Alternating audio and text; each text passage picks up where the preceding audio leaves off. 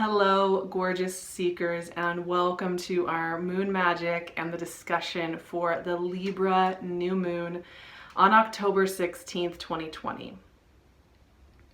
Now, I think we often think about Libran energy as one that is very much about that Venusian joy of communication, of sociability, of storytelling, of weaving things together, of harmony and relationship. And sometimes we have a very superficial understanding of Libra, right? We kind of feel like it doesn't ask us to do some of these other deep things. However, I find that Libran energy is one of the quintessential energies that we have to work with and face into, and that actually asks us to do really deep, powerful work within ourselves and with how we communicate. And it's one of the essential qualities, I think, of being here in this earth school with others, right? That we are so much about communication and relationships that Libran energy is really at the heart of our whole process here on earth. So when we have a Libra moon phase, whether full or new, we're getting asked to do some deep, honest integration work. We're getting asked to step into a better understanding of ourselves as a whole. And I think this Libra new moon is no exception to that rule. This Libra moon is also, I think, just speaking to this year in general. It is kind of a culminating moon. It kind of gives us a chance to really look at how we've changed and look at where we're still holding on and look at where we're still wanting to control, to overpower, to or where we're feeling frustrated by this year. And it gives us, new moons are very creative because they give us a chance to sit in the quiet with ourselves and understand our process a little bit more. And in many ways, I think this moon gives us the chance to fully feel some of that agitation that has built up, maybe behind the scenes, and just bear witness to the whole process. And this really is an iconic new moon, I think, for the energies of 2020 and what we have been working with. I think it's also interesting. This moon is going to be having conversations with Mars, Pluto, and Saturn. And we're in the heart of Mars retrograde at this time. We're going to be just beginning Mercury retrograde in Scorpio at this time. And we are in the last weeks, really, the last couple of months of Saturn doing this work in Capricorn. So you can kind of think about this new moon as a very important calibration point, which I often talk about calibration with Libran energies, the scales, balancing things out. And sometimes balancing things out is just being okay witnessing where we feel agitated, where we feel less than, where we feel frustrated. And let's get into why I keep bringing up these keywords. They're kind of rare words that I would use for a new moon, because new moons are so much about the medicine of darkness and slowing down and listening in and intention setting. So this new moon, it's sun and moon together at 23 degrees of Libra. What an awesome number. Now, this moon, right off the bat, is opposing Mars retrograde in Aries. So the Aries-Libra axis getting lit up. Mars is at 20 degrees of Aries, and this axis really gets to the crux of who we are as humans in this life in many ways. Mars retrograde is helping us integrate where we feel we have to be in constant action to have value, where we feel we have to be in warrior mode to be okay. It's helping us heal ideas around what masculinity means, both internally and culturally and socially.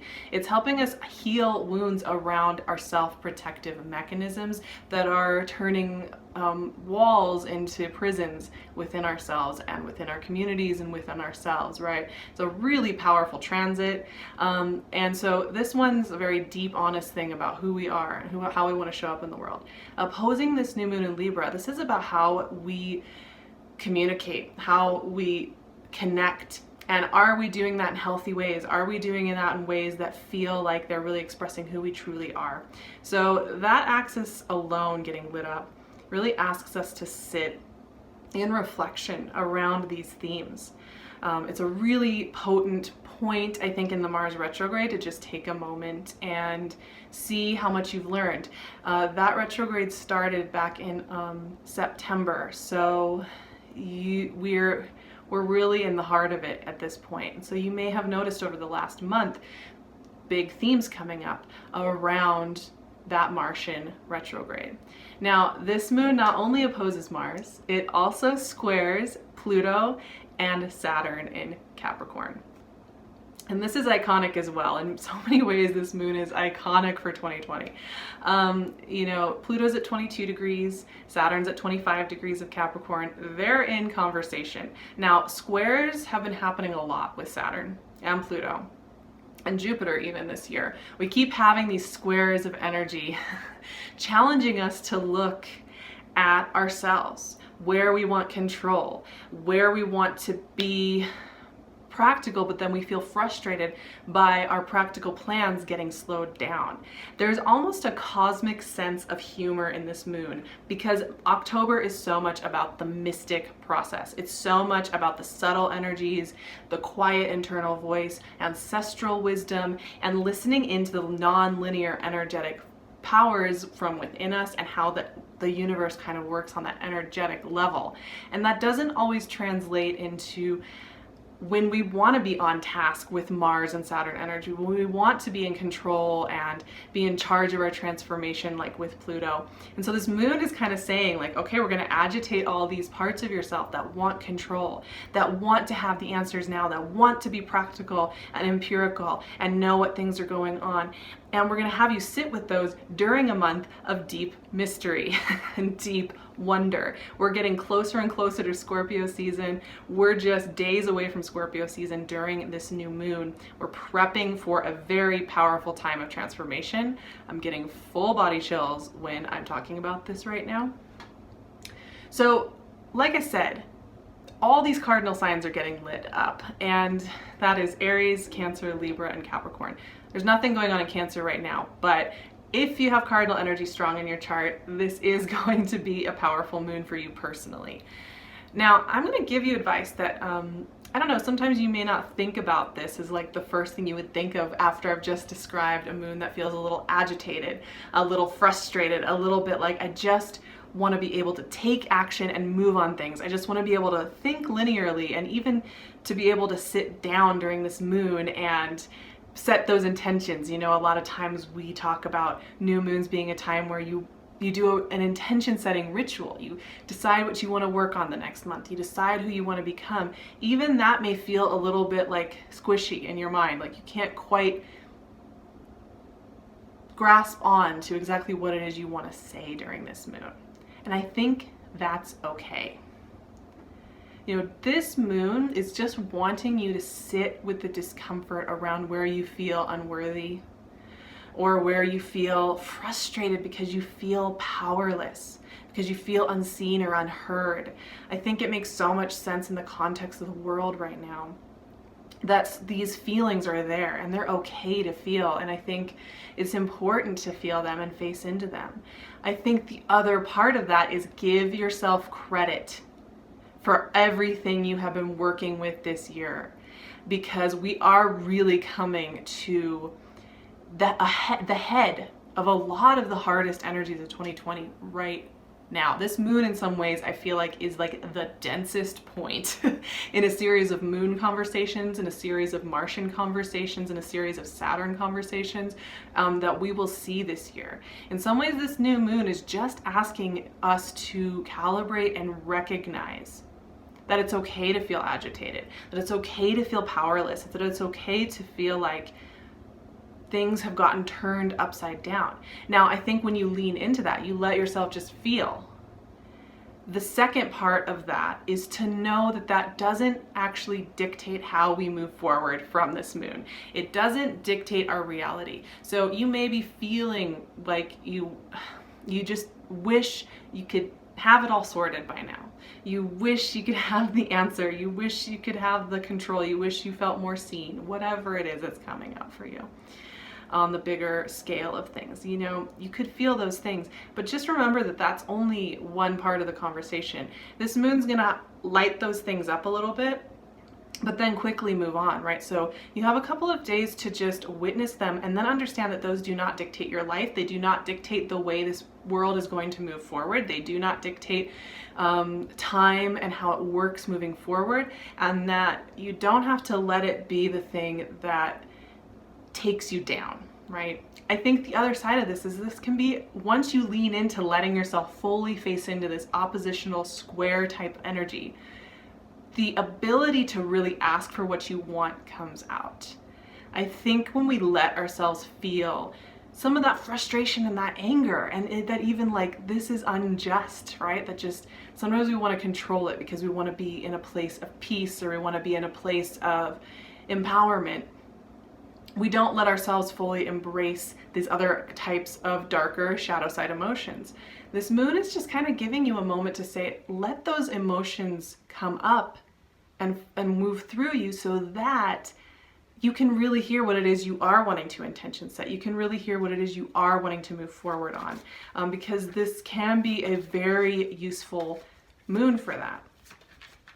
So don't let some of that agitated energy get you down or overwhelm you at this time. In fact, today, as I'm talking, I just want to pull one card, and it is the Lovers. Love it. The Lovers, okay. You know, this card is so much about connection, conversation, dynamic, dialogue. And that's what I was saying at the beginning of our conversation around Libran energy. Now, Lovers is often tied to Gemini, but I think the Lovers can very much tie into the Libran quality of connection and communication. I think this moon, it's going to be tempting to maybe shut down, to maybe just feel angry, just to feel agitated, just to want to have the control. But I also think that this can be a moon, if you're willing to sit with some of these emotions, that you can have really profound, good conversations with yourself and with those you are closest to. This moon can actually bring you closer together. And so I think my point being with this moon is, I think on the one hand, at first you might look at this moon and think that it's one thing. You know, if you do anything with charts or you have fun with astrology, you may go ahead and pull up this moon chart and look at it and say, oh my gosh, this is like such a challenging new moon. There's so many red lines in the chart. Everything's in conversation in kind of difficult ways, and think this is just going to be a moon where you just kind of feel heavy. And I think this moon is actually saying, okay, that's like that's like one layer, but if you go in there, if you go through and into that space, what is just below the seal of that initial feeling of agitation or frustration? There's something really deep and powerful and connective there that we can use to heal our world, heal ourselves, and get closer to people, not further away. And I think that's where that message that this moon, don't let it dictate who you think you are in the world. Don't let it dictate how you're thinking of your path moving forward, and say, well, maybe I'll just always feel like I can't get things done. Maybe I'll always feel like I've got to be 10 steps ahead. Maybe I'll always feel this kind of frustrated energy. And this moon is actually saying this is our chance to get deeper in connection, deeper in honesty, deeper in kindness, and deeper in understanding of each other. And I think that is so beautiful. So this is a complex moon. It really has a couple of different facets to it, and you know, that can kind of, so I think two people are going to be experiencing this moon in radically different ways. Some of you are going to be feeling more of that agitation, and if you are, great time to move your body, go on a walk, stretch, anything like that, or be creative, you know, use your energy with your hands and your physical body. Great moon to do that, I think, regardless. If you're feeling a little bit more of the connection or the emotive truth, this is going to be a great time where you may find a deepening and a strengthening and a better understanding of what's going on. So I think it's going to be a little dualistic as far as how people experience it. And, you know, I'm guessing for myself and many of you as well, you're going to have both. You're going to have it all and then some.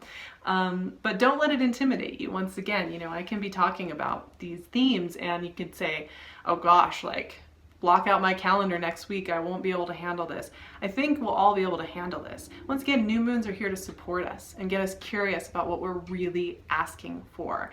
And if you're over on my Patreon, which so many of you beautiful souls are, I'm so grateful. I would love to see any of you who are considering it or haven't quite made it over there yet because I will be coming back to this new moon much closer to when it's happening. We're gonna do a ritual and an activation around it, which I always find really helpful. And we always uncover a deeper layer to the moon when we're over there. So I would love to see you there. We're also doing deep work with Mars at this time. So if you're looking for some guidance this next month of Mars retrograde that we have working with us, I would love to be there with you. So I will leave that link below. You can also find PinkLune's gorgeous jewelry on her Etsy shop. I will leave her link below, and you can find me on Instagram and on my website. I'll leave all the goodies in the description box. And I will see you all so soon for the next moon magic and the Taurus full moon on Halloween. How exciting is that? Sending you all my love.